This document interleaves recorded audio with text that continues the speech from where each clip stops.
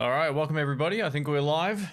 So we're going to see how this setup goes today and also take some questions for the next hour. So if there's any issues with the audio or video quality, feel free to let me know. As always, I'm always tinkering, trying to make the live stream quality a little bit better. So welcome everybody. We've got Raphael and Craig here already. Awesome stuff. Thanks for joining in. It's been a little while since I've done a live stream. I've been scheduling up videos for the rest of the year. So basically every other day in November, there's stuff going up, or even more frequently than that, actually. And then December, pretty much every day's already scheduled ahead of time. So plenty of stuff coming up. Lots of cool guitars, cool amps, things I've had a lot of requests for in terms of gear. Just stuff I've borrowed, basically. So you'll see a lot of that coming up. So welcome, everybody. Thanks for all the support. We've got Stephen D. Welcome, mate. White Rhino says, have I found that Traynor Amp yet? So I went to test one the other day. I found one on Gumtree, which is like Craigslist if you're from outside of Australia. And it was really good. Like, it sounded great, but it was the 212 version and it was just too heavy. So I ended up deciding against it. The funny thing was, you know, like, I hadn't lifted an amp for any amount of time for a while because I've just been at home for the last few months. So yeah, I think it could just be a strength related thing, but I want to wait till I find the single 12 version of that because it's a really great amplifier. So if I see a YCV 40, it's in good condition, like in the kind of condition that I would want to buy it in, it'd be a no-brainer. So yeah, I might keep a little bit of money aside in PayPal just in case one of those shows up. Steve from UK, welcome, mate. Video quality is insane. Looks so crisp. Thank you, mate. So I'm working towards doing something next year that hasn't been done, or at least I haven't done it before. So this will all be part of that tech, and it should be a lot of fun. So hang in there. I've got good stuff coming up next year. And the idea of Patreon and all of those super chats, everything gets reinvested back into the channel to make things better, to make the qualities better and all that kind of stuff. I don't just blow it on crap. So yeah, thank you to everyone who's contributed to make the channel better, because it absolutely helps. All right, looks like we're all good. It's better than the recorded videos. It shouldn't be quite that good, but it should be, I mean, it should be the same in 1080p, but I record in 4K mostly. But it's the same camera. The audio setup now should be much, much better. I'm actually using a microphone that normally requires a lot of other stuff, and it should hopefully sound good. So fingers crossed. All right, everyone seems to like the quality. Awesome, thank you guys. How I changed the pickups in the PRS SE yet? That's from Raphael. So I took the guitar down to the shop. I'm getting it done properly. I don't want to risk butchering it myself. When I opened up the PRS and had a look, there's a lot going on in there. I basically thought to myself, I'm going to rip out all of the tone pots, all of the volume controls, all that kind of stuff. Well, all one of them. And just have the... I never used the push-pull pots for the split coil. So for me, it's worth just ripping that out and having it set up right properly the first time. I'm keeping the old pickups.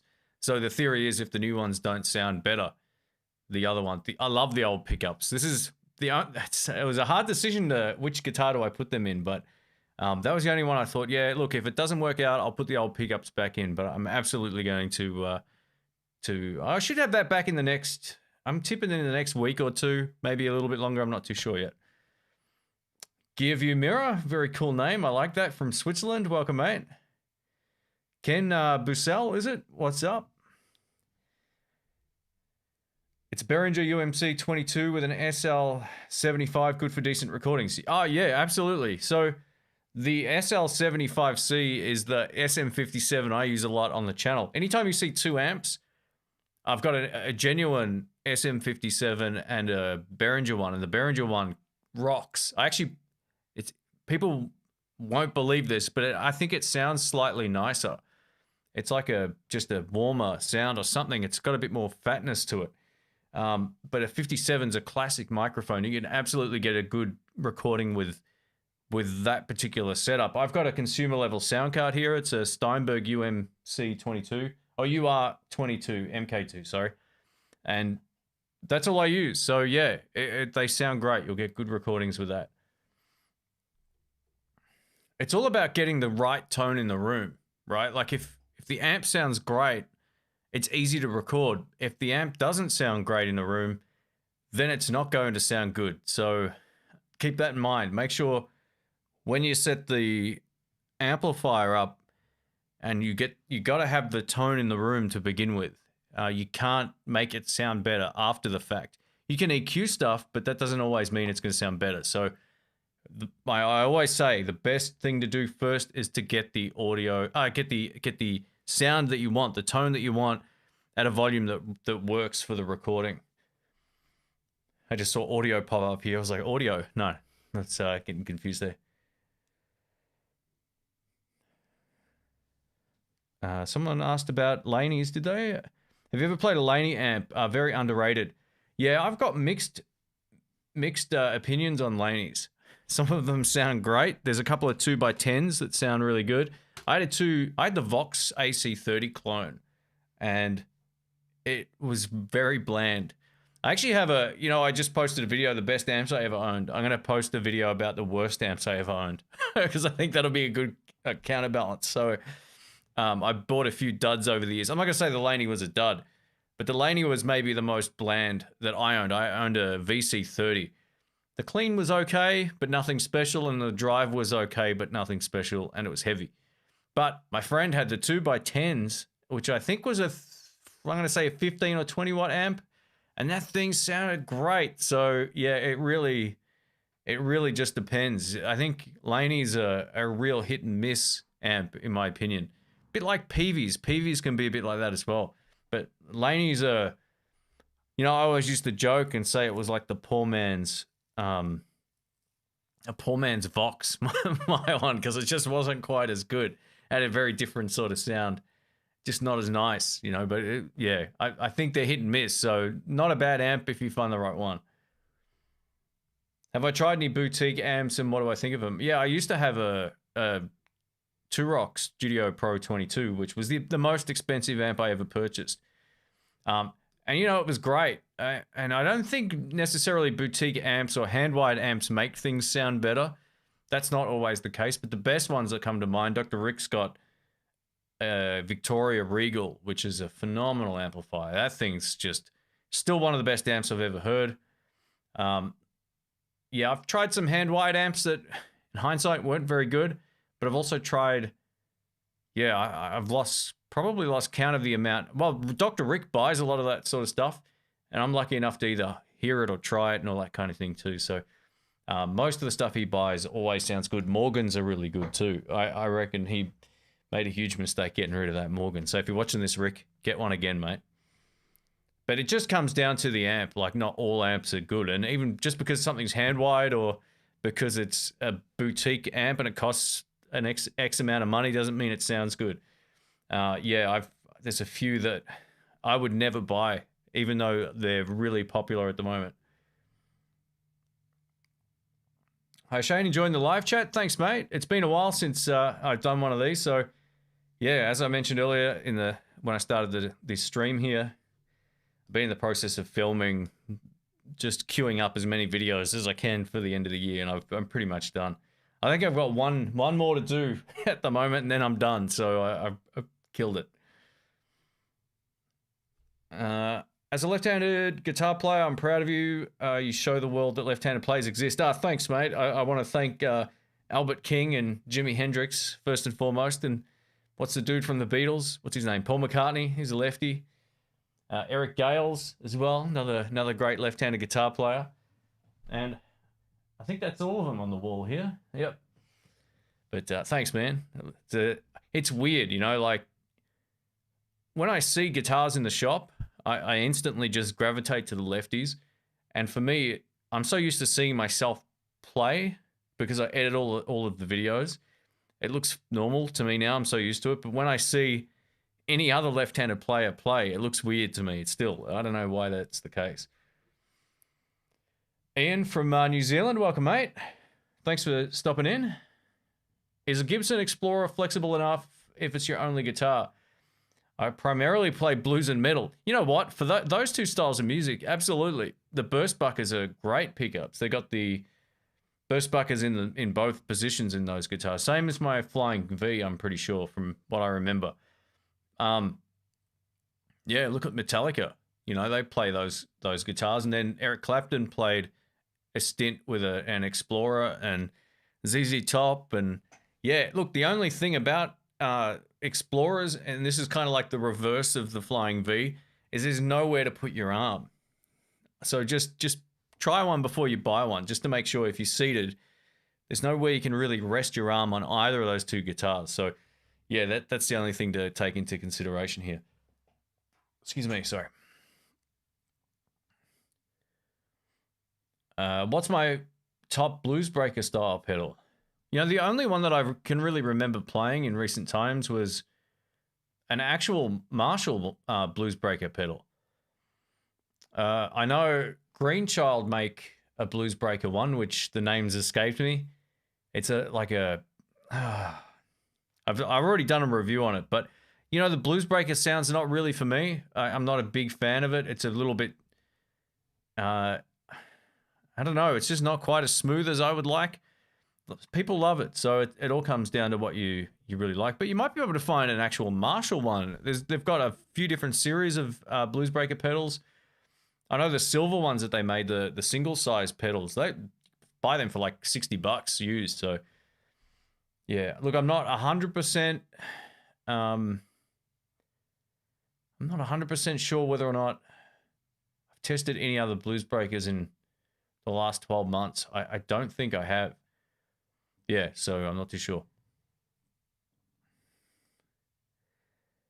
Packing quilts on the wall behind the mic. Everyone says it never sounded better. I always just try to deaden one. Yeah, look, this is a little bit of a test. I'm running a different system to normal, and yeah, I hit record and tested this off air before, and it sounded okay. But if you're getting too many echoes, I'll sort that out. There is some material back behind the camera, but obviously not enough. You should start posting covers.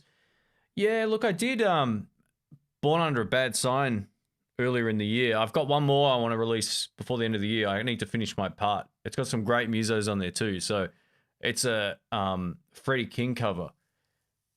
So yeah, I'm going to try and get that done before the end of the year as well. That'll be the only other one that goes up.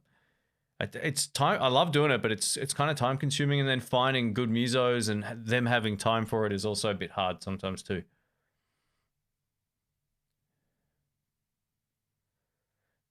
Doing up a poor Encore Strat, what would you recommend pickup bridge-wise?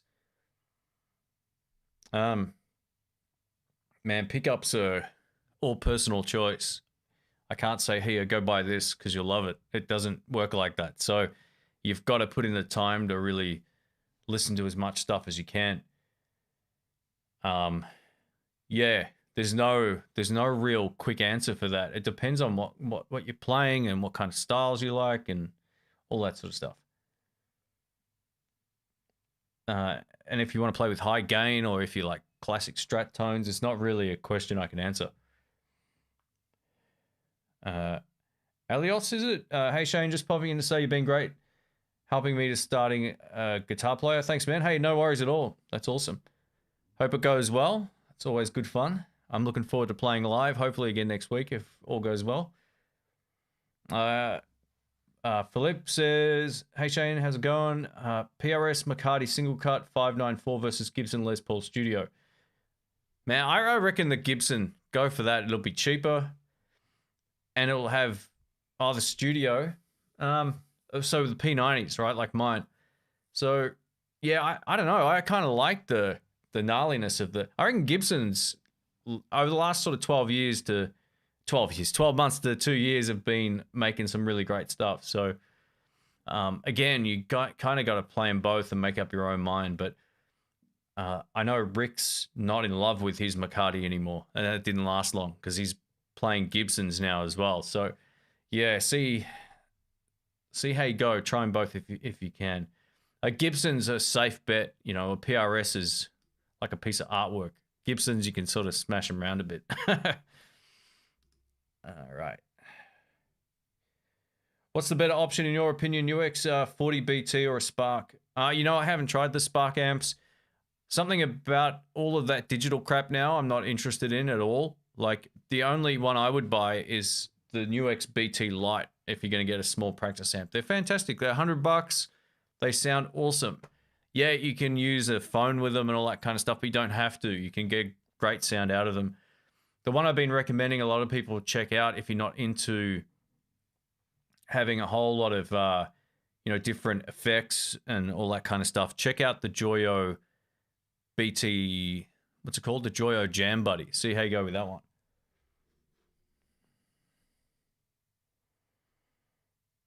All right, let me just check something that looks like, hopefully the stream hasn't dropped. Let me double check. I just want to double check. It looks like we're live still. That's really weird. It says it's not online, but anyway. Anytime I say like, anytime I'm asked what's the best this or that, there's no, it's only my experience, right? If you play a completely different style of music, then my opinion doesn't really matter. And anyone who says, oh, you know, this is definitely the best, it's hard to really, unless you play a similar style of music and have a similar ear or like a similar style of tone, then it's pretty tough to give you a definitive answer on all the things that are subjective. You know, there'll be people that will swear by a PRS over a Gibson and vice versa. So yeah, there is no right or wrong. Dev says best Klon Centaur clone. In my opinion, the best one is this one. For a few reasons, and I'm going to tell you why. I'm going to justify this. Price, I think they're going up. They're about 119 US dollars. Handmade in Florida. Epic. They sound great. They nailed the feel of the Klon, but it also has something that makes it sound a little bit better. There's this high frequency shave off that you can enable with this switch that takes out a little bit of that high end. Klons don't always sound great on their own, but in the mix they rock, or as a boost they're really good. This guy, man, Peter, who makes these Shelly pedals, the Pony Boy. Let me show you this up close. Is it going to focus? Got it on manual focus. Here we go. That's the one. So go check that out. It's really good. Shelly Pony Boy. Sorry about the camera there. It went into weird picture-in-picture mode or something strange. But yeah, that one's great. And I've used it a lot. It's got Velcro on the back. Got Musical Highway. Welcome, mate. Ray from Western Australia. Welcome. We got WA's been like the oasis in the world right now. I'm a lefty, but when I started this spring, I decided to teach myself right-handed. No regret so far. The extra dexterity in my left hand comes in handy with weird chords. Very cool. Yeah, well, if it works for you, man, that's the way to do it. Absolutely. We got Roy from Idaho. Welcome, mate. Must be early there, right? Is that really early there? This is a bit earlier than I would usually live stream because I figured all the people from either Australia have to stay up late and everyone from Europe always misses out. So, hey Shane, I'm a big fan of your channel. What's the best way to figure out what eminent speaker will be best for my cab and amp? Seems to be a lack of IRs and videos around. Go to guitarspeakerguide.com. Go there. I've had so much experience with speakers, and I've done the research, and I've tested IRs out, and I've tested physical speakers in actual amplifiers, and I put together a big website full of stuff. There's many pages on that website. There's a menu at the top, so you can search by amplifier or by like helpful topic as well. So just, yeah, guitarspeakerguide.com. If you have any specific questions, let me know. But yeah, I've posted that resource website came about by the questions I've had about speakers and been posting videos for 10 plus years on guitar speakers. Do you like to use a distortion pedal over a clean channel or a dirty channel? So with overdrive, I'll generally use that over either. Distortion, if it's an actual distortion pedal and not an overdrive, they can usually sound better on a clean tone. But it depends on the distortion. I never prefer a overdrive. I never prefer a distortion over 2 overdrive pedals stacked. That's just me. There's something about the way that overdrives cut in a mix that sounds better to my ear than just a straight up distortion pedal. They always sound a bit too scooped, which is what they're trying to do, but it's not really my kind of sound. So yeah, just experiment around. But generally for straight up distortion tones, try it on a clean channel. I bought a Mexican Telecaster from Sky Music, and it has a twang. Any suggestions other than changing strings? I need more information. What do you mean by twang? I don't know what that means. Do you mean like it has a fret buzz or something? I don't know. I haven't heard the new AC/DC album. I heard about it, but I haven't actually listened to it yet.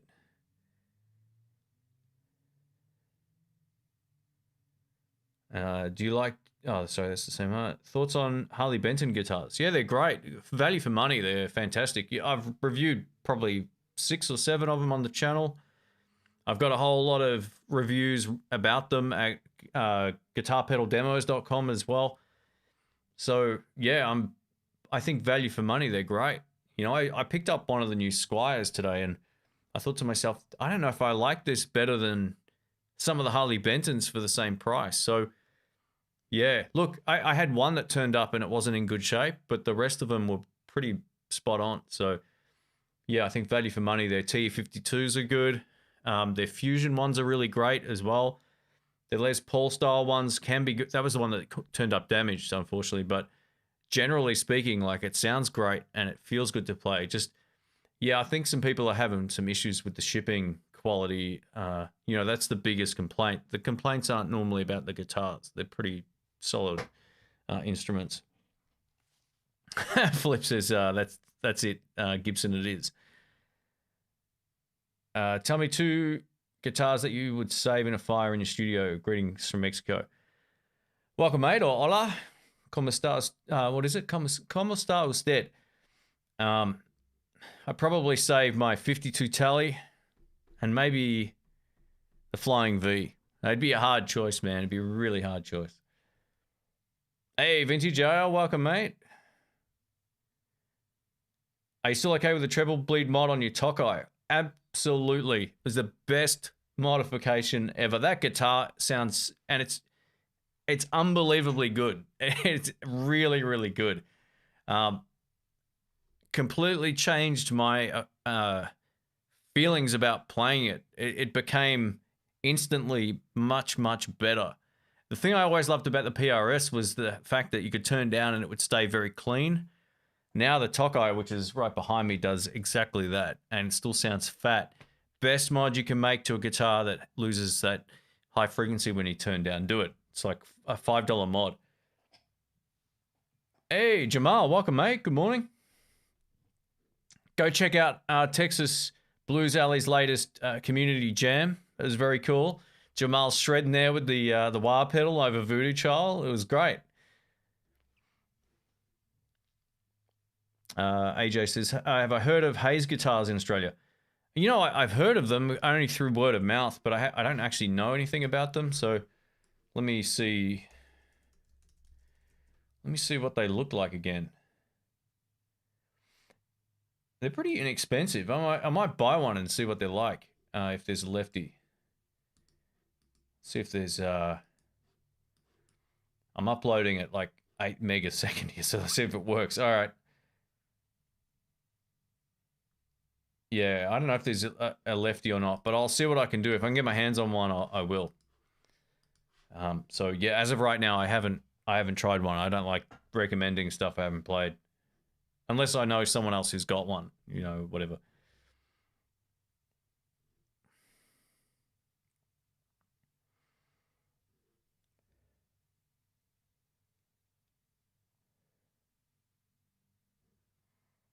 Saw my video on the lag high vibe. Is it similar to the Yamaha?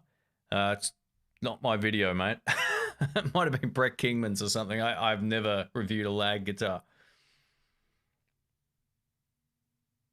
Get the Katana 100. I already had one. I ended up selling it. You know, they're good, but it wasn't for me in the end. You know, I just recently got a chance to test and play the Roland Blues Cube Stage or Artist, one of those two. It was really good. You know, the first time I tried one of the Cube, what was it called? They're like the Blues Junior copy, the Blues Junior sized ones. The Hot, I think it was called. I thought it was okay. I thought it was pretty good, but man, I did the video of this Blues Cube and it was like that Strat video. I was like, oh man, everything just clicked. It was great. So, yeah, I don't know. The Katanas are great for someone who, you know, is getting going into music and they don't know what effects they like yet they want something loud enough to jam and all that kind of stuff. So they're really strong amplifiers still. I just prefer simple stuff. And I think I'm going to stick with simple stuff.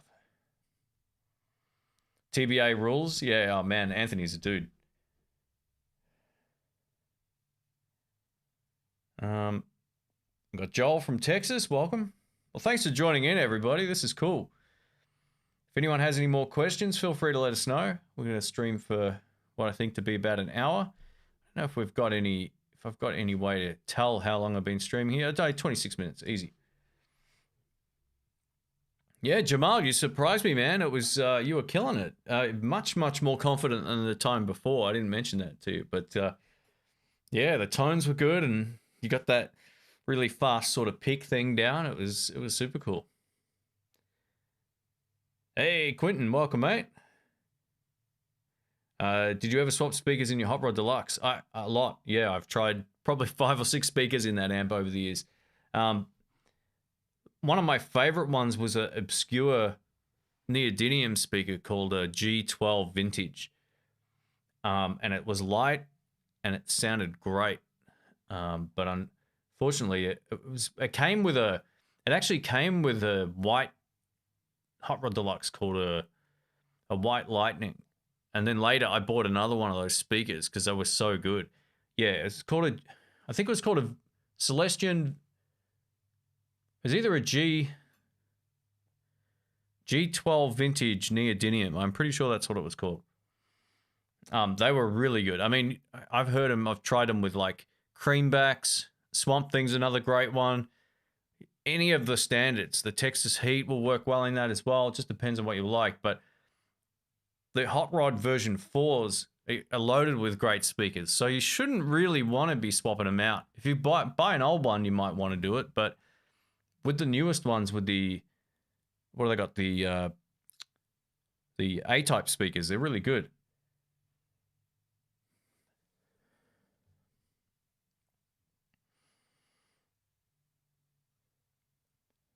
Yeah, in terms of the Swamp Things are really safe Fender tone-esque speaker for any Fender amp, so go for it.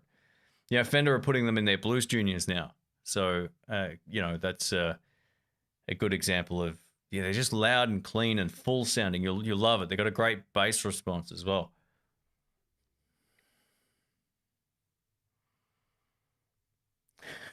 That's all right, James. No worries, man.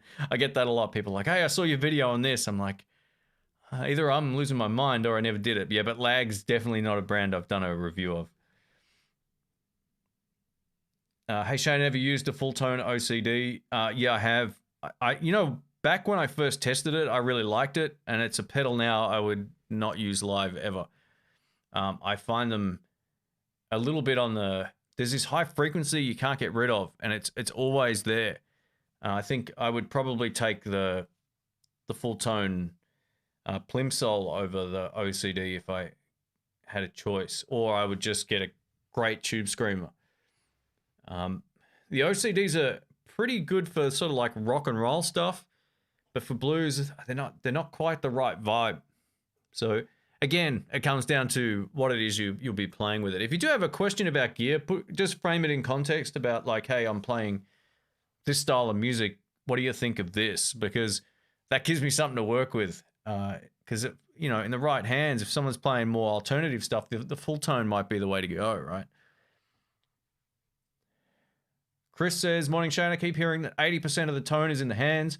What would you say is the most important thing that you can do with your hands to improve your tone? Attack. Attack, attack, attack, and dynamics. So that's kind of like two things, but dynamics would be my one thing. Learn how to pick soft, learn how to pick hard, and learn how to play a lick with more than 2 notes with different intensity levels. And I'll show you. I finally put new strings on this thing. After months. Where's my picks? So, dynamics is just like, you know, playing something like, and then, so light and shade, you know, hard, soft, all that kind of stuff. It really makes a huge difference to your playing, and it makes it stand out, especially live. So learn how to, don't pick every note the same attack. Don't play everything hard. Don't play everything soft, or it just becomes monotonous if it's one dynamic the whole time. I got a few friends that play hard all of the time, and it's fatiguing. I got a few friends that don't put any attack in their playing, and it's boring. So there's a balance there. Listen to any of the good blues artists; they'll have great dynamics and a pick attack. Do I prefer an amp with a reverb on it? Absolutely. Yep, 100%. I love reverb. It gives me something to bounce off when I play. It was something I didn't realize until actually Ryan mentioned it once. He goes, "Man, you work the reverb so well." I was like, "What do you mean?" He goes, "Oh, you respond off it." I was like, "Oh, yeah, I've never really thought about that before." So, yeah, it's one of those things where it makes for me personally, it makes a big difference. I find reverbless amps dull to listen to unless you can get them to a point where they're, you know, got lots of sustain. All right, we got Bisho here. Welcome, mate. We got I Rocks the Blues. Welcome, mate, from New York. New York. Bisho says, sorry if I got your name wrong, mate. Says, a big fan of your channel and playing style. I started a guitar journey a year ago, but I feel stuck and can't find a clear roadmap. Any suggestions?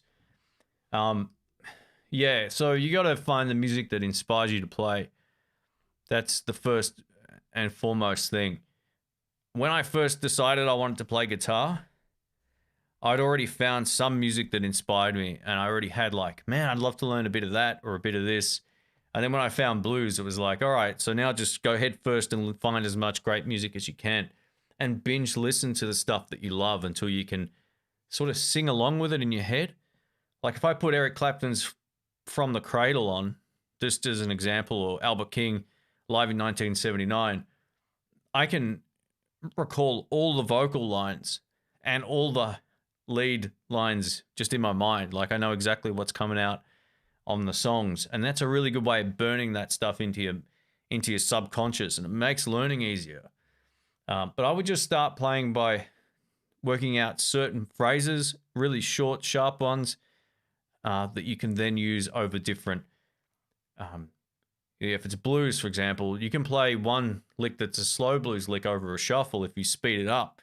So it's all about, once you learn a lick from a lesson, for example, if you're going to learn from a lesson or from a CD or Spotify or whatever, then take that lick, put on 10 different backing tracks and make it work, make it fit. And that's the key, understanding the timing, understanding where it is you're going to have to place the notes over different tempos. A lot of people don't listen to the drums. It's the first and foremost thing every lead player should listen to is what are the drums doing and how does what I do fit over the top? Or with is maybe a better thing. So yeah, always try to find stuff that will inspire you to play. Because if you don't have that and you're learning stuff you're not interested in, it's boring. I would hate to have learned like, you know, pop songs when I was wanting to learn blues. I would have quit. So you just got to find the stuff that really makes you want to learn and just pick small bits out of it and burn it into your muscle memory, whether it's a chord, whether it's a change or something over a blues or a riff or something. Just, yeah, start there. But don't move on too fast. That's the other key thing too. You're just going to make sure that it all kind of, you've burnt it into your memory. Neodymium magnets are dangerous. I've never heard that before. That's funny. What's it like having a massive number of subscribers? Do you spend half your life answering comments on videos? You know, I still try to answer as many questions as I can, but I had to turn off the comments. I get probably 1,000 comments. It has to be almost, I reckon it's underestimating it would be 1,000 comments a week. If I'm uploading 3 videos in a week, that would be 1,000 comments. Plus the back catalog of all that stuff. It's impossible to really to keep on top of it anymore, and it would just be like I'd wake up and there'd be 99 plus notifications every day, and I just can't do it. So I don't think my channel's that big in terms of subscribers. It gets a lot of views, which means it gets a lot of comments, but I don't think always subscribers tell the full story. But because there's channels that are like have twice the amount of subscribers as mine, but they don't have half the amount of views every month. So it's weird how YouTube works like that, but yeah, it's good and weird at the same time. I still, like, I'll go outside, I forget about it, and then you go to a guitar shop and people will say hi or whatever, and it's kind of cool. But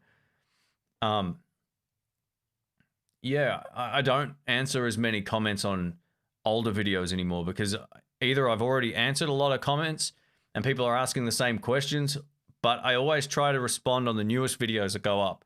So if I release 3 videos in that week, I'm generally checking the comment section. And then I kind of like almost have to let it go now. Occasionally I'll see notifications, hey, this has been replied on, do you want to reply? And I will sometimes, but yeah, it's hard to manage when there's, you know, I don't know how many videos I got, probably 2,500 or something. But it's a weird channel in a way, like it's never really escalated quickly. It took me ages to get to 100,000 views, and then it's taken me, 100,000 subscribers. And it's only taken 2 years to get to 150, which is really strange. So, but it's still not, like, it's never a trending channel, and that's cool. I don't mind. It's slow and steady. It just keeps on doing its thing. Hi in the blues, would you gig with a Squier or a Harley Benton even if you own a Fender or Gibson? So that was the exact question I had to ask myself. You know, I was in a fortunate enough position to get a couple of Harley Bentons in, and I had their equivalents in other brands. So the only time I would choose to take a less expensive guitar out is if I was doing a gig where I don't want to take my expensive guitars with me for one reason or another. Either the stage is too small, the crowd's a bit dodgy, or I'm just not interested in bringing like the big one or the expensive one with me. Or the other reason would be if I've got a, say I don't have a Telecaster from Fender, but I've got the Harley Benton or Squier, then I'll take those out. Squiers are really great. I used to gig with those all the time, but you know, when it came down to, do I use my PRS SE or do I take the Harley Benton CST 24 out? I just take the PRS because it's the guitar I've had for longer and I invested in it. So if you don't have a duplicate, then yes, you would take it out and you would have no problems with them. You know, Rick and I actually shot a whole lot of live footage with the Harley Bentons, and that video never saw the light of day because we were using a phone and the phone was so glitchy, and I was like, man, I don't know if I can upload this footage. Maybe we'll squeeze it into a podcast coming up. What do I think of TC electronic pedals? I use a Gibson Les Paul and a Telecaster through a Marshall. I saw they're affordable. You know what? They're pretty good. I recently bought their Alma Cambo pedal, which is like another tube screamer, but it's great. It's really great. Supposedly they purchased the Behringer pedals or they're on modified Behringer pedals or something. But all those Behringer pedals are like classics, man. They're so good. So I haven't used all of the TC electronic stuff, but yeah, I purchased that Alma Cambo, which is now called the Cambo only because they got sued, but it's really good. So yeah, this stuff seems fine.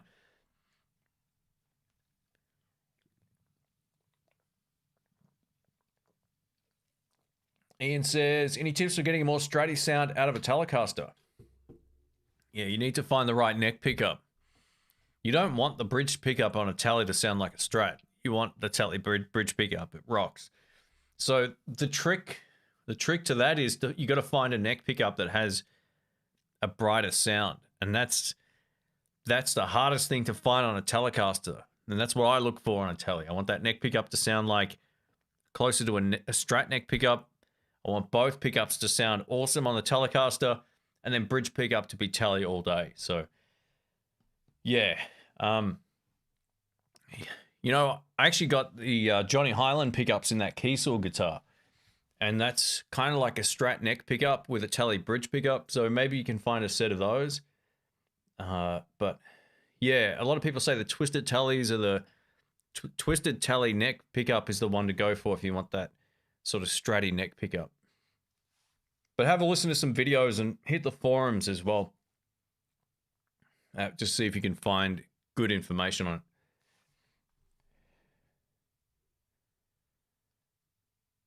Any chance of a channel shout out? Trying to help musicians and everybody really who have suffered a stroke on a nightmare guitarist. Online busker, yeah, no worries, man. Hey, I tell you what, email me at intheblues@outlook.com and I'll take a look, and if it's good, I'll share it on my feed. Not just if it's good, but I like to double check stuff before I share stuff.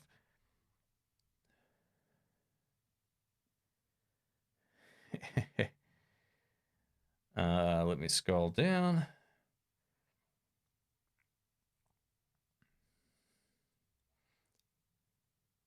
Behringer bought out TC Electronics. Ah, okay, that's what it was. All right, I wasn't sure which way that went.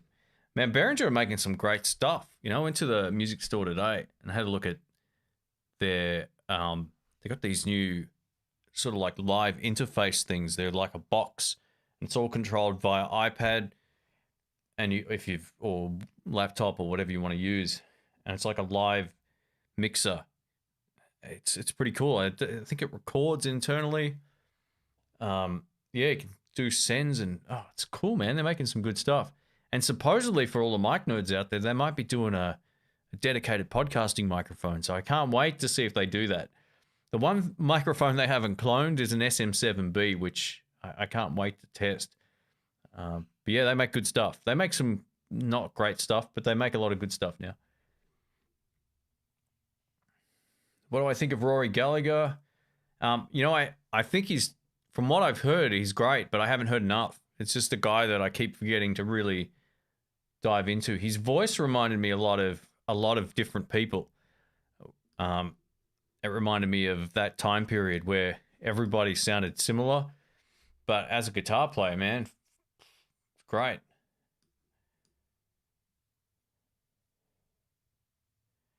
Ah, there you go. This is a good question. Max says, have I tried the Mini Mate and 12 strings? Oh, no, not the 12 strings. I don't know if I've ever seen a lefty, but I've tried the 6-string ones, and they're pretty cool. I actually picked one up today that was the lefty and 6-string, and it's great. It's got the AP5 pickup system. Really cool. Have I tried the G&L Assets Special Tele with the big P90 style pickups? I don't think I have. I've reviewed a few of those at Jerry's. It was like the one I owned was basically like a typical Telecaster, and it was beautiful, man. I really wish I had kept that. It was a stupid mistake getting rid of it. P90 pickups. No, the best one I remember testing was one in, I think what they called Ice Black or something like that, and it had two. It was a Blues Boy G&L Classic. ASAT or something, and it was really good. But yeah, so I haven't tried their P90 ones from memory. Well, I don't see a lot of those guitars in Australia. I only find them when I'm anywhere else. They just don't exist here. Or you can only buy like occasionally you'll see like the entry level ones that are made in wherever they're made overseas.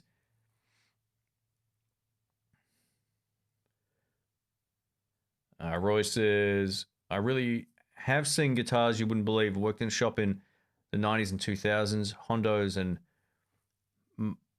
is it Makos? Is that how you say that? And Tyscos. Cool. I think you should check out the T-Bone mics. They're Toman's house brand. The MB75 SM57 is probably the best 57 clone I've heard. Okay, cool. All right, that's great. I'm always looking for mics. Yeah, I'm a big mic nerd. I have been for a long time. I've had mics for close to 20 years. So, yeah, this one is this is my podcast mic. I don't use this very often, but now it works properly with my setup. So this is cool. LM Goldie says, hey Shane, any chance of a Guitar Search Saturday in Tokyo once the lockdown is over? That would be awesome. You know what? I'd love to go there. If supposedly there's going to be these things called travel bubbles set up, where I know like Singapore and states in Australia will have area. I know that's not Japan, by the way, but just as an example, where we'll have freedom to sort of go places. As soon as that happens, I'll go somewhere. So, excuse me, sorry. So, yeah, I had some spicy food before. It always gets me. Yeah, so I'd love to check out the shops there. I'd almost like to go with someone that's been there before. Because I don't know how easy it is for someone who doesn't speak English, but doesn't speak Japanese, I should say, or only speaks English. Man, I'm all over the place today. So yeah, hang in there. I want to do a whole lot more Guitar Search Saturdays. I've actually trying to tentatively plan some more local ones. And it's just about getting enough organized ahead of time to make the next series work. So, hey John, welcome mate. How did I miss the notification? Oh, what's going on?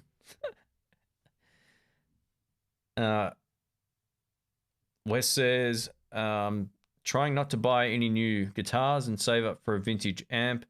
And he demoing that Mary Kay-esque Strat. Yeah, that Strat was pretty special. It was pretty special. It was also $4,790. So, yeah, it better be good for that price. You know, interestingly enough, you know, a lot of people said, oh, I've never heard you play like that. It's funny how often I hear that on videos. I heard that on the Gretsch one, and I heard that on a few others. So, yeah, it inspired me to play. I did all of that in one take. I then did a shootout between, it's coming up, I think, next week, between that and mine, and see if you can hear a difference. I think the playing also was flowing. So, yeah, that custom shop guitar, whoever buys that is going to have a guitar they'll never get rid of. It is so good. But it's double the price of the one I bought, right? So it's not twice as good. But stay tuned for custom shop versus American original, or whatever I called the video. That's on its way. Do you think the artist Tweed 20 is enough to take the punishment of jamming, traveling, gigging, etc.? Well, mine's been great, but I look after my stuff too. So, if you, I have to have used mine 50 times live and loud. So, I've had no problems with it. I think the first one that I got, the fuse was busted or something, but the one I've got now has been battered around and gigged with and all that kind of stuff. But yeah, so just take care of it. It should be fine. Great thing about the EL84 amps, you don't need to bias them. You just get another set, put them in. That's it. Oh, I shouldn't have had fizzy drink. Sorry. Zide, is it? Says, what's on your pedal board? So I just did a video on that last week. So just scroll back. I've got all of that in a video. I think it's actually literally called "What's on My Pedal Board." So yeah, just scroll back. You'll see it a couple of weeks back at tops there. So.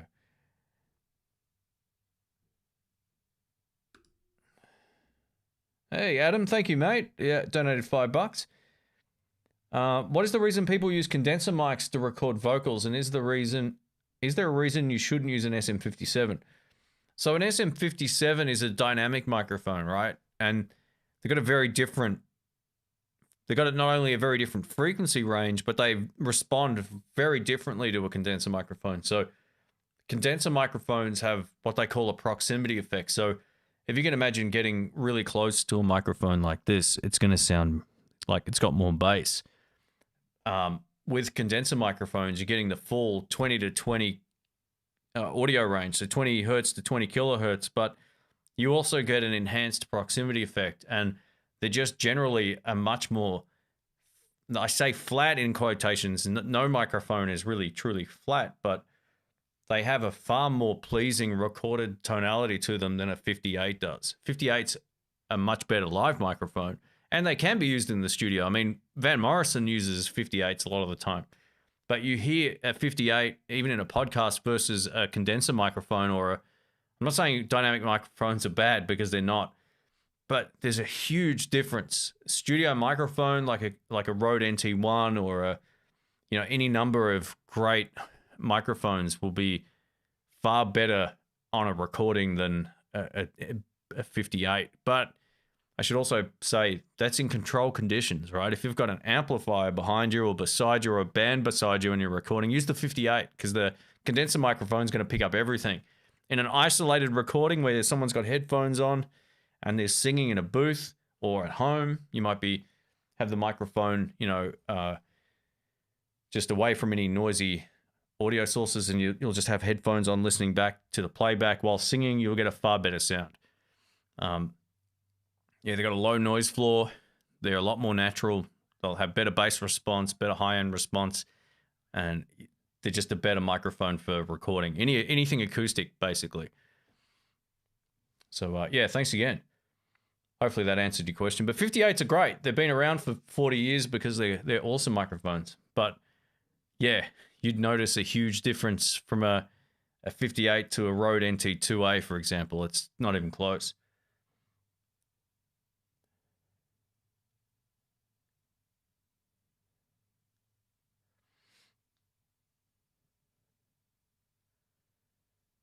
Do I eat Vegemite? You know what? I used to love it. I haven't had it as much in the last 12 months.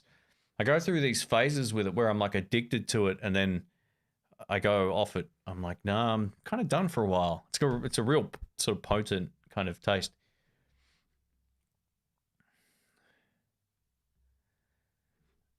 Rick Sanchez impressions. Late night DJ. What, the headphones? I just bought the Roland Blues Cube Artist after watching my review of it.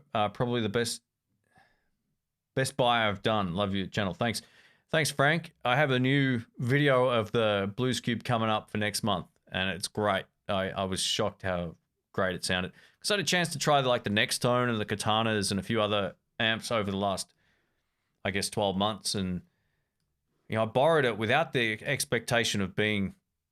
It was like exceeded my expectations. I really, really loved it. It's funny because I did a video that I posted about, I don't know, 8 hours ago or something this morning. Oh no, but almost 12 hours ago, I should say. And yeah, it was, I said something like, oh, the Blues Cube wasn't as good as the Bandit or I think value for money, basically. You're saying the Bandit's a pretty strong amplifier, but you know, after hearing it again, man, and I shot that video probably 2 weeks ago. And then I actually did the new review of the Blues Cube, and I was like, man, the Blues Cube kicks ass. So yeah, I'm going to do again the best and worst of 2020. That video will be on the way, so stay tuned for that. I hear Bono only uses 58s. I don't really like U2, but I heard this. Yeah, U2, I mean, they got some good stuff, but yeah, look, I mean, they got world-class producers, right? So they're going to make it sound good. And, you know, back in the day, man, he was like one of the best singers around. So it all can't, again, it's like give Eric Clapton a Squier, he's still going to sound like him, you know what I mean? So I always say, if you've got a home studio and you want a good all-rounder, a condenser microphone is good unless you're in a really noisy environment. If you're going to be doing any recording where the vocals are in the same room as the drums, then get a dynamic microphone. Don't buy a condenser. But if you've got the time to, like what I'm doing right now, right? There's no other ambient noise around. This or a condenser microphone or something like that would be a great choice. If I only had to use one mic to record the drums, what would I use? A Rode NT2. 2A would be my choice, because you can, it's basically a dual diaphragm condenser mic, and I would have it right over the snare. It's basically the polar pattern that picks up as much as possible. But I would always opt to still have a good kick mic. Any of those backing tracks I recorded with the kit in this room, that was always only 2 microphones. So the JTS, I always get it wrong, NX2, I'm going to say, kick mic, and I'd either use the Sennheiser E906 as an overhead, or I'd use the Audio Technica or the Rode NT2A, just whatever was out. Or even a Rode M3. Those mics are really great. And that would be a really great choice over the 58, actually.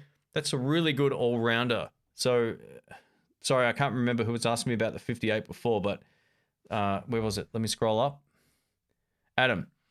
Yeah, try a Rode M3. They're a condenser microphone, but they don't have a large capsule, and they're a great live performance microphone, and you can put them in front of anything, and they'll sound great. I've used them for years. Yeah, 58 is the AK of microphones. I totally agree. Marmite is better. Sorry, I'm just scrolling back up here. Jeff, thank you, mate. Thanks for the super chat or the sticker. Have a coffee. All right, I'll have a quick one here.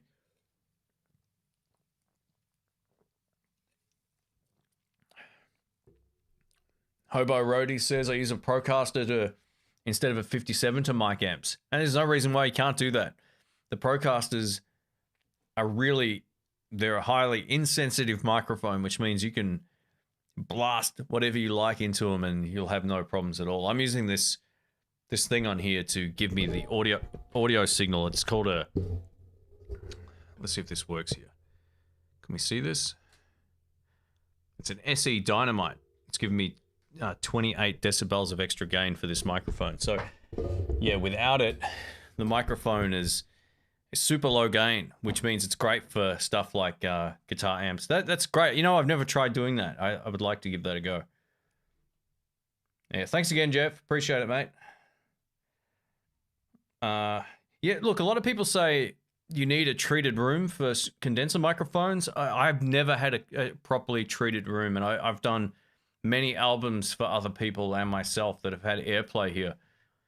And I've never recorded vocals in a completely treated room, and it's made no difference. As long as you have the mic in a good spot and the gain's set right. Look, if the room sounds terrible, you might hear a bit of it, but home recordings now have never been better. So yeah, the bigger the diaphragm, the more ambience you're going to hear too when it comes to condenser mics especially.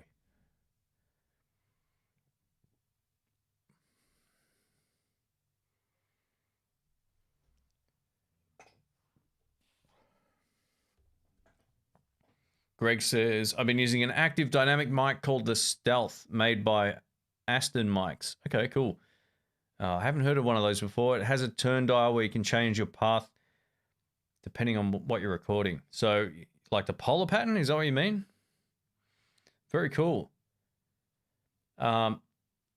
Jeff says, any tips on using the Captor X IRs, also hooking it up to a combo amp speaker? Yes. So, I'll show you. This is how I run it. I love this thing. This is benched my, completely benched my Kemper. Captor X kicks ass. It's the best yet out of all of this stuff. So, initially I made a cable. Actually, let's show you here. Is this going to work? So Hoser make this connector. So you need to buy yourself, I actually made one of these from power cable, but I figured I'd buy one at some point. So this allows you to connect to, like, it's basically like a dual female plug. So you'll plug one speaker cable out of the Captor X into this, and then the other one will go to the actual physical speaker. And then you'll run the speaker output cable from the amp to the Captor X. And this is how I run this. I might do a video about it, because when I got it, I was like, oh no, I don't know how to get this to work. So yeah, this is what you need to get it done. Otherwise, you can make yourself a pretty good cable by Sorry, let me just fix the focus and stuff now. Sorry, I shouldn't probably have done that this way. Yeah, you can make yourself a good female adapter by buying like or cutting up an old extension cable, which is how I did it first, and then bought like a little, what you'd see on a pedal input, like an input jack, and then solder that together. But Hoser make this, and they're like $12, and that's the missing ingredient. So yeah, I might do a video about that because I remember when I posted a photo of the cable I made, Andy Martin from Reverb, he sent me a message. He goes, "Oh, you got a Captor X, did you?" I was like, "Yep." You had the same problem I had. It's like, how do you hook this up? So yeah, for combos, you need one of these. And Hoser make this. They're really cool. I think on my review of it, I left links to these in the description because I knew someone would have that problem.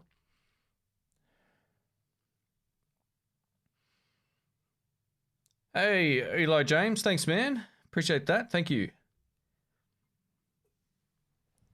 All right, so I might just take a couple more questions if anyone has them, and we'll wrap it up. I want to go live just at a different time of the day here and make it a quick stream instead of one of those 4-hour ones. I'll timestamp this and leave it up.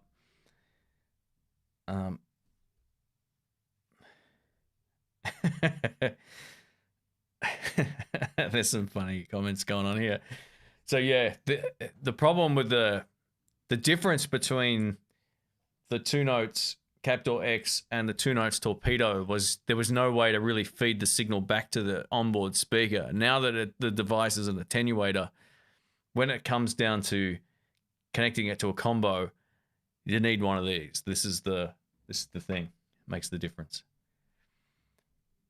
Roy, I use mostly Diodario 10-46, but I also use the Ernie Ball strings, the 11-48s from time to time.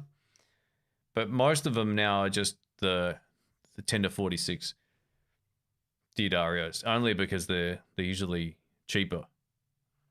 Yeah, I'm not big into like string brand snobbery. I just buy whatever's the cheapest. But the Diodarios have been pretty good. I very rarely have ever put a string on it. It's like snapped or done anything funny. So, you know which ones I really like? And I can't find them anywhere? The Fender Bullets. There's something about those strings. They're really good. I don't know why they're so hard to find.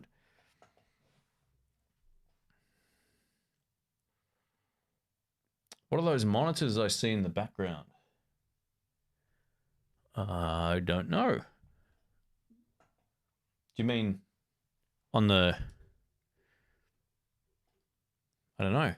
There shouldn't be any monitors back there unless you've seen a reflection of one on my poster or something. I don't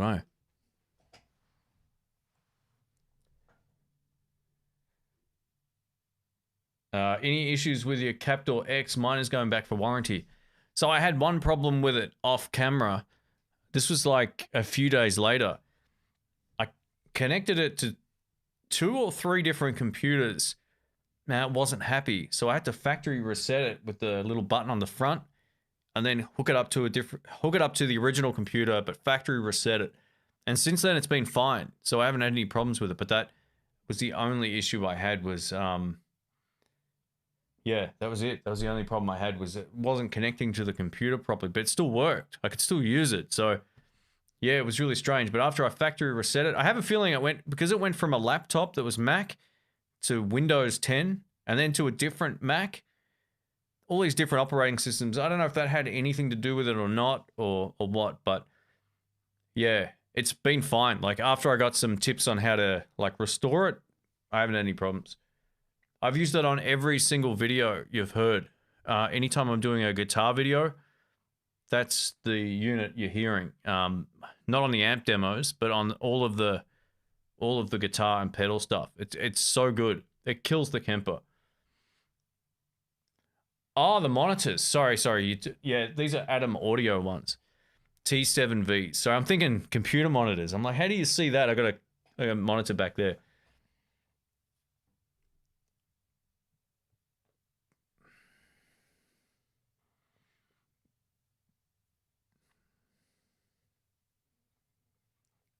So the cool thing about the someone where was it? Someone said the USB throws me off. Sean. So all of these things have USB, and the Kemper had more problems connecting and freezing than I've ever had with the so far, at least with the Captor X. The great thing about the Captor, now that I've got it set up, so I'm running the Eminent Swamp Thing IR that I purchased through their shop quite a while ago. I'm not connected it once to the computer. So it's done. I've got the sound I love, and I don't have to mess with it again. And that's really cool. Just because you can hook something up to a computer doesn't mean you have to. Once you get it sorted, that you're pretty much good to go. So for me, having to always have have something connected to an app sucks. And I totally agree. So, but once you get those set up and you like the sound, you'll love it. It's really great. Hey Jeff, thank you, man. Thanks, mate. Appreciate the support, mate. Thanks again. Got the lefty Les Paul there. Looks good.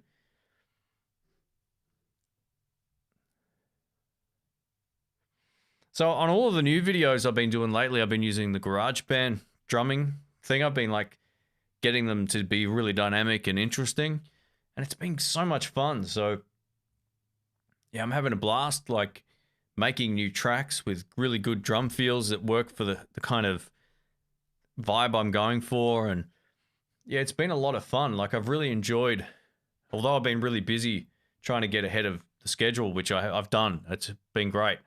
It's been phenomenal just being able to go, okay, I've got this idea. Let's get some drums that work. You know, it's really fun. So thanks again, Jeff. I appreciate that, mate. Thank you. Maddie Q from Mildura, welcome.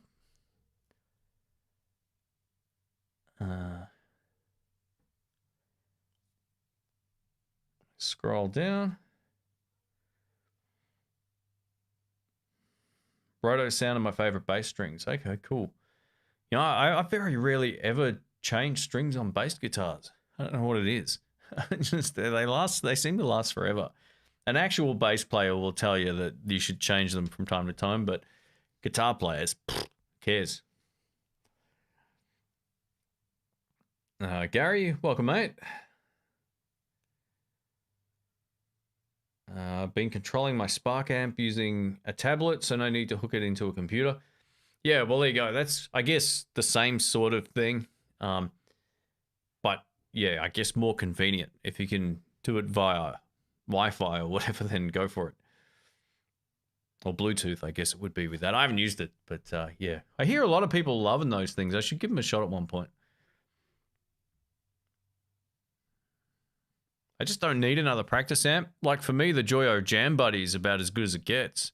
It's small.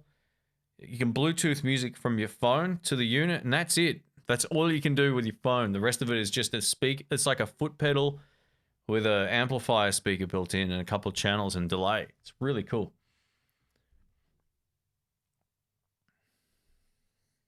I'm considering adding a very thin 5mm pickup by National Resonators to the existing neck DiMarzio pickup of my Ibanez, just to see if I raise the acoustic sound.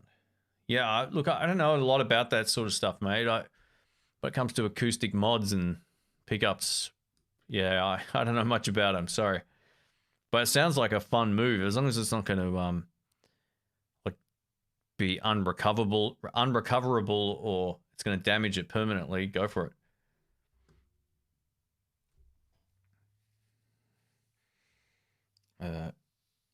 Is Mexico Telecaster worth the buy or say for a USA made telly?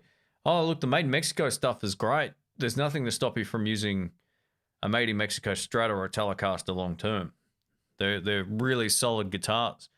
Most of the Strats I've ever owned, with the exception of 2, have all been made in Mexico ones. They're really solid.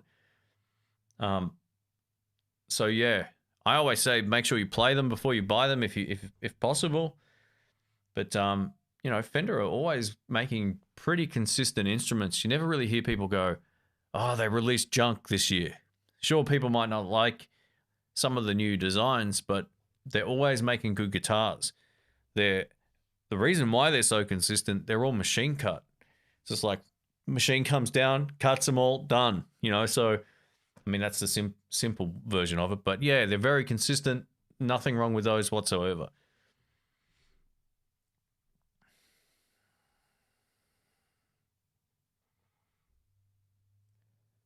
Andre says, Spark sounds dull to my ears. Best one so far is the Yamaha. Yeah, those Yamahas sound pretty cool. They're very, they've got like a produced guitar sound to them. They almost sound like it's like like someone's recorded it in a way that just sounds big. They're good fun. I haven't done a review of those, but I have tried them. In Australia, they're so expensive, those little amps. I don't know if they're expensive everywhere or not, but yeah, those Yamahas, man, they're several $100s here.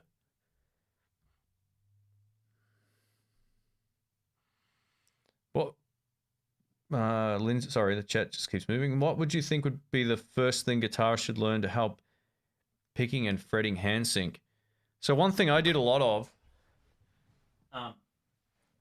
when I first started learning chords was to like play the chord, but don't push down too hard, right? Like it's really easy to want to push really hard and there's no benefit to it, right? So don't push too hard on your chord hand. So make the chord shape if it's a D. Take your hand off, but keep the shape and then put it back on. And just keep doing this, right? This will increase your muscle memory because you'll get a sense of where your fingers like touch next to each other to make that shape. Some of it is visual, but a lot of it is like, you know, I can shut my eyes and play all the same stuff because it's like my fingers know the feel of what I'm trying to do and how they kind of lock into each other. So make a chord, take your fingers off, play it again until you can do that. That's a really good way of just getting your muscle memory sorted in your rhythm hand. And then once you've got the D or whatever chord it is you're learning, put another one in there, like an A. Play A's like this because it's easier. And then just go back.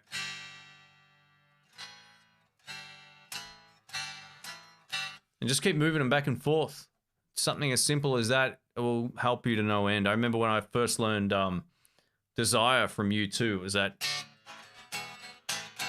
that's a bit out of tune. But yeah, that was really hard on the muscle memory because I couldn't make the changes very quick. So I used to just practice.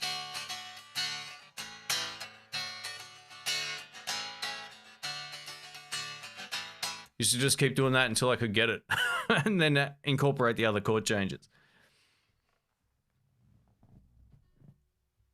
All right, we'll take 2 more questions here.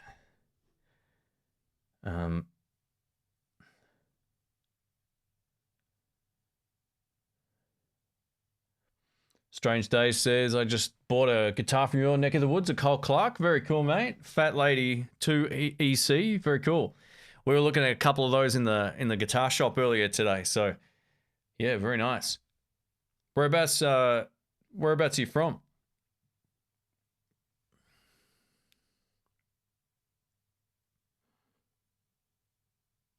What's that thunder thing behind you?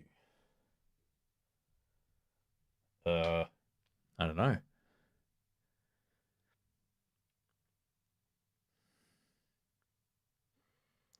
Scroll down.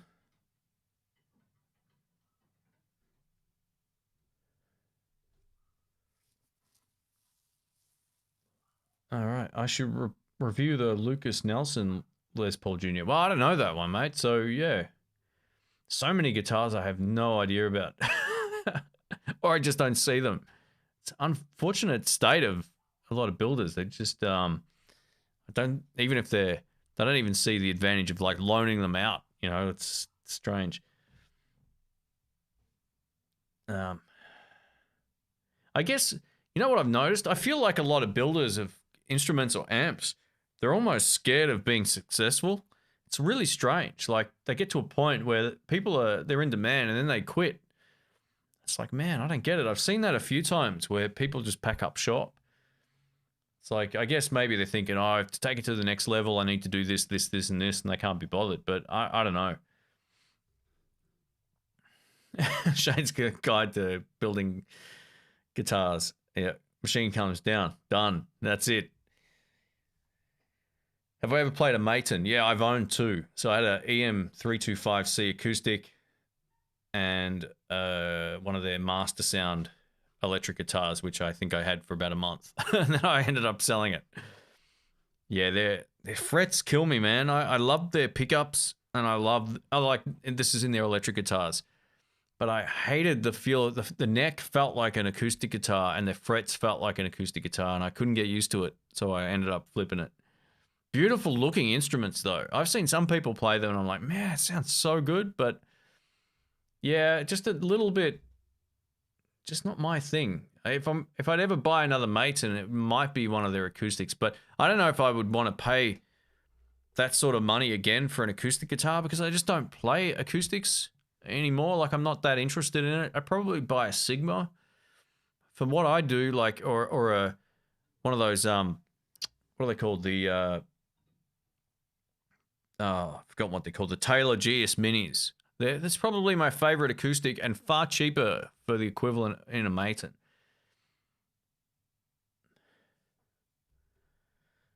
No, I'm not answering any more Desert Island questions. I do that every stream.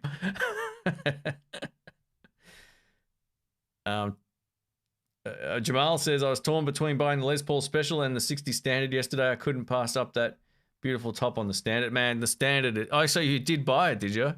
You madman.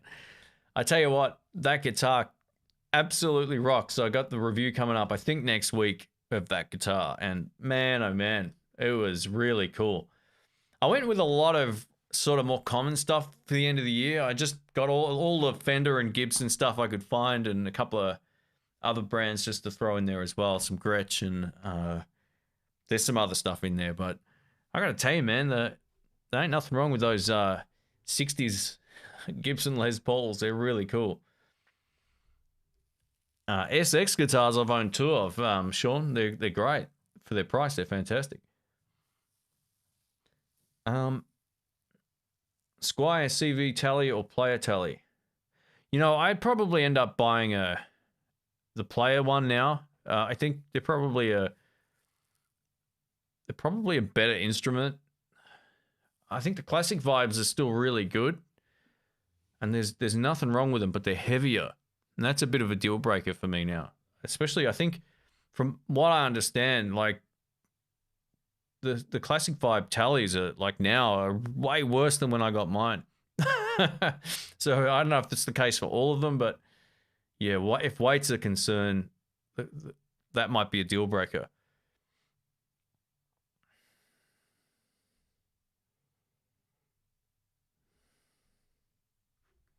How about a Martins are great. Yeah, I just don't play enough. I really don't play enough acoustic to really, like, I don't have any inclination to buy one unless I find a GS Mini. There's a Sigma that I would consider, and it's a mini. It's like a mini Martin guitar, basically. They're the same sort of thing. That would be the only other one I could see myself playing, but I just don't play enough acoustic. You know, a lot of the time I'll write an album and I'm like, man, I need an acoustic, and I'll buy one. And 3 months later, I haven't used it again after the recording. So I ended up selling it. So, yeah. Ryan says, so what you're saying is, if you're on a desert island and the one question you'd want to have is to answer is not a desert island question. Yeah, that's it. Man, those desert island questions, it's kind of like, what mood are you in on the day? You know, that's how I kind of feel about it. The answer I give 1 month isn't the same one a lot of the time I'd give the next month.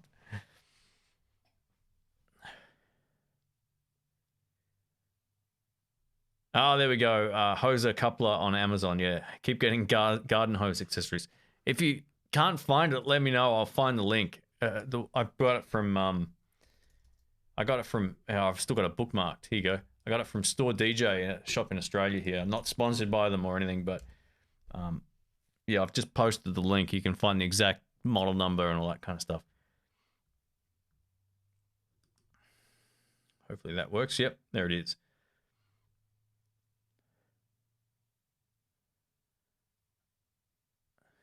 SX PRS. You know, I haven't tried one of their... I don't even know if I've seen an SX PRS style one. I've seen the Les Pauls and the Tallies and the Strats. But I don't know if I've ever come across the... Or at least in person anyway. I've seen them, but only online, those particular ones. Very cool.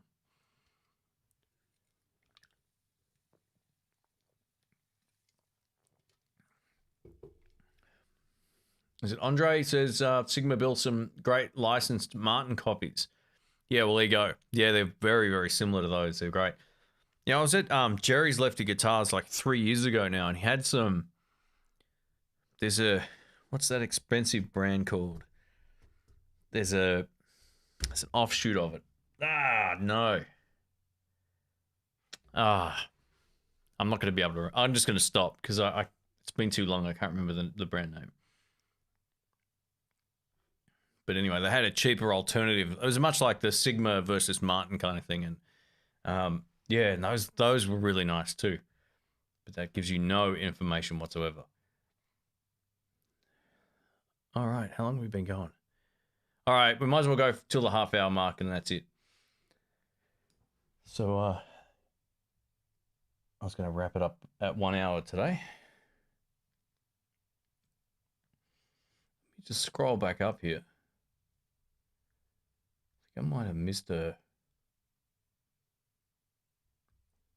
What was it? Eli says, I'd love a coffee-coloured Martin acoustic, maybe for a dozen or so strings. Okay, cool. Elsie J says, player tally or PRS SE custom? Does the PRS have the same twang when coil split? No. The split coil is my least favorite thing on those guitars. I'm actually having it removed as we speak. So, yeah, if you want a tally tone, mate, get a tally. If you want the modern feel with 24 frets and being able to play all the way up and being able to use a whammy bar and have great humbucker, clear humbucker tone, then go for the PRS. Two completely different instruments. Two both very great instruments, but the coil split thing is crap.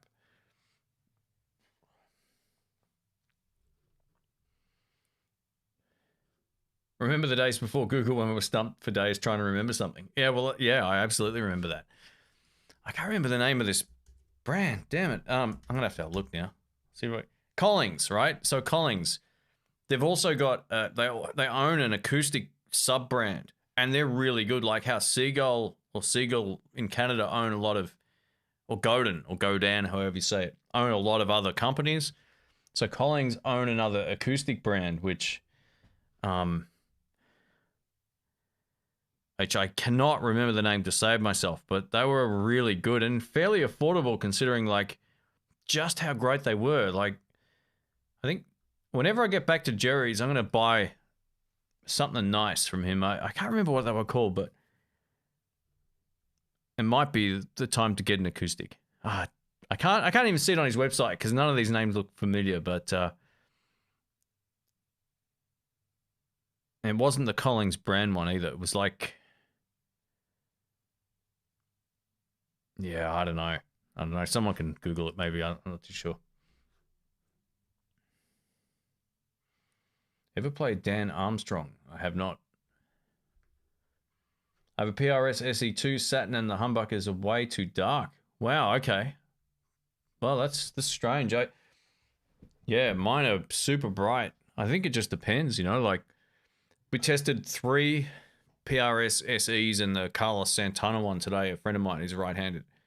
And they all sounded completely different to each other. One sounded like a Les Paul, had a dark, kind of thick overtone to it.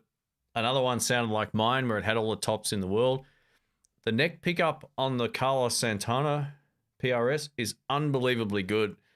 One of the best neck pickups I've heard in ages. So, yeah, they all do vary a little bit. So play them all if you can and find the one that works for the sound you want.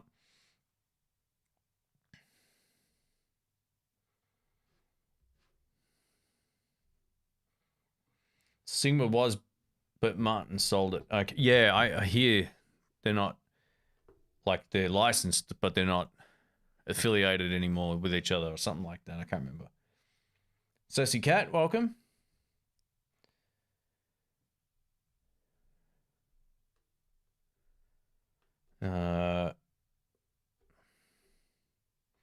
Sean says, Telecaster, Squier, and Jazzmaster use a scale length of 25.5 inches, while Les Paul uses 24.75.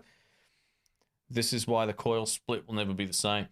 I also don't like the coil split in Gibsons or Epiphones either. I always feel like it just sounds too anemic. I don't know, like, why you would want that in a Les Paul to begin with. I mean, if it's your only guitar, maybe that comes in handy, but it's never as good. It just isn't as good as playing a Strat or a Telecaster or any two pickup guitar that has single coils, having that split coil thing. The only one guitar that I've ever heard that sounds good was this, it was like a super high-end PRS, like, there's a, what was it called?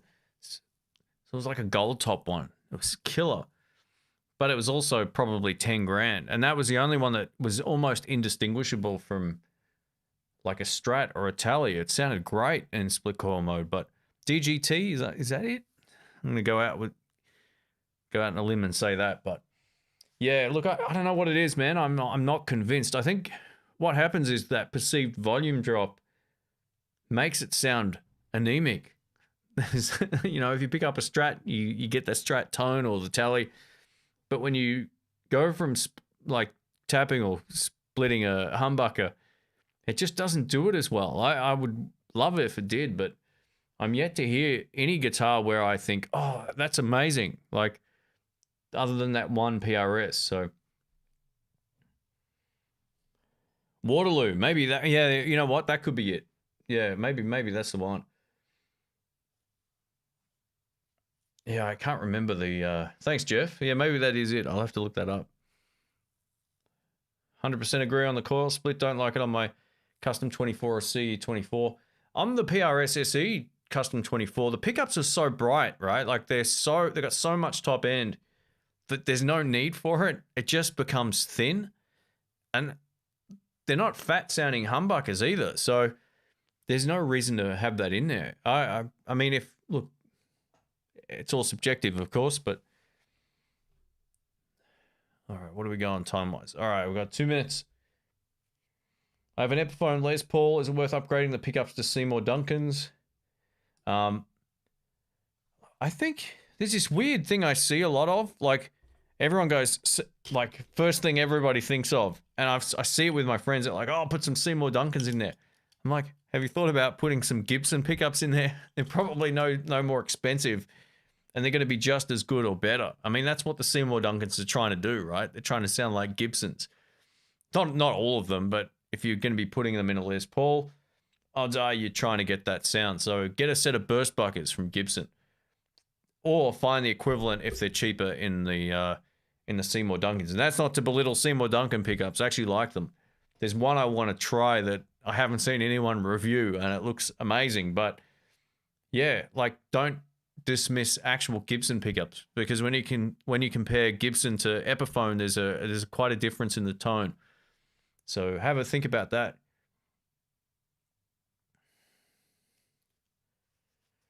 Yeah, that Vaughn Sco guy, I remember him doing a lot of speaker demos, but I haven't seen his videos pop up on YouTube probably 5 years.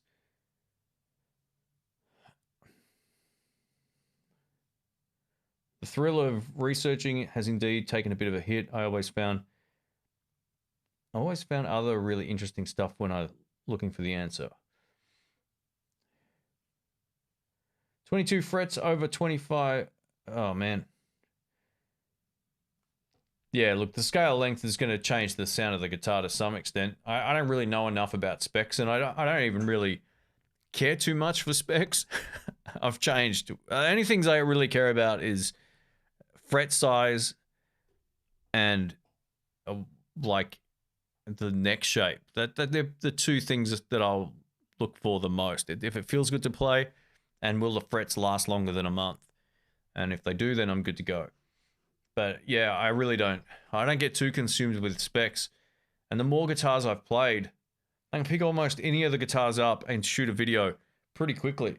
Like, if it's a Strat and I'm used to playing a Strat, I don't even have to spend much time with it getting used to it. I'll just, when I played the Gretsch recently, it was a guitar I haven't played for a long time, and I sat down and I got comfortable on it. But normally now I can just pick anything up and play it. I really don't think twice about specs anymore. It just doesn't, I think you just focus more on making it work and, flowing on it and stuff. That's...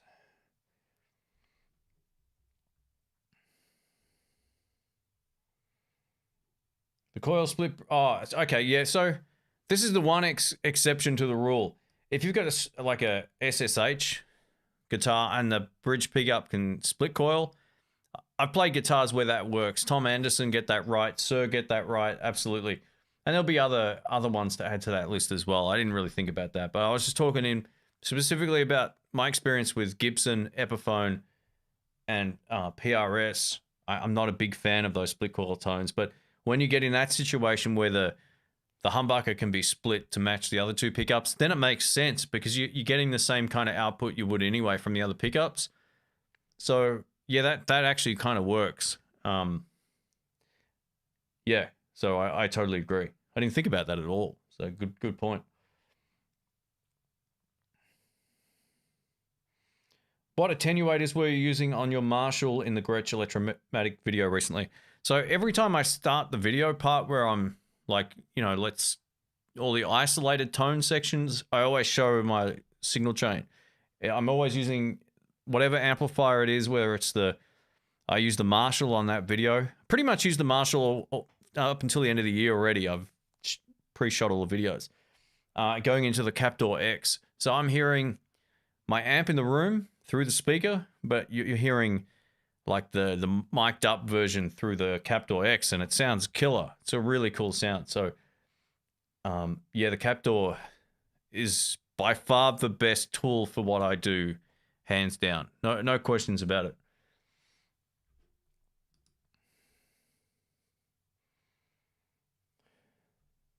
Dr. Rick, what is he a doctor in? He's an actual medical doctor. He's what they call a GP, but he also does he can do like low level sort of surgery stuff. So yeah. I don't know if it's low level, but he did my back surgery years ago. Really enjoyed the chat today. Thanks, Shane. Have a great day, everyone. Yeah, thanks, everybody. Thanks for hanging out. Bobby, welcome, man. Mate, good to see you back. That's cool. All right, I'll take this last comment or question here. Do all PRS SE models come with both? Oh man, I'm not too sure, Bob. Sorry, mate. I'm not sure what that's saying there, but anyway, we might wrap it up. Thanks everybody. Thanks for hanging out. We're gonna it's gonna be a brutal live stream to timestamp. I'll try my best to do it, and if I don't, we'll do another one that's an hour, because the timestamps take at least the same amount of time back. So yeah, guys, rock on. Thank you so much for hanging out. I hope I hope the stream worked all right, because this is the start of good stuff coming up. It's gonna be fun, so hang in there. I'm also gonna try and record a live, not a live jam, but we're gonna record something coming up with a few musos here. So that'll be fun. I don't know exactly when that'll happen. Maybe early next month, but there's going to be some music going up on the channel again, some jams, all that kind of thing with a few of us. So, and all being well, as of next week, we'll also be able to play out live again, hopefully. So I don't know in what capacity just yet, but I'm hanging to play live. There's lots of cool stuff I haven't tested out. The Kiesel, both Vola guitars, haven't seen any action live yet. What else? There's got to be some other stuff I haven't filmed. So, yeah, it's going to be fun. I'm going to bring you some live footage again of the gear in the mix, all that kind of thing. So, yeah, thanks for hanging out. If you enjoyed the live stream, please give it a thumbs up. I may actually put this over on iTunes or inthebluespodcast.com. make it audio only as well. So yeah, thanks for listening. Thanks for hanging out. I'll catch you on the next one. Now, how do I stop this? We're doing this a different way here. I'm going to make sure I don't cut it too soon. There's a bit of a lag. Anyway, guys, take care. Thank you again, and we'll catch you on the next one.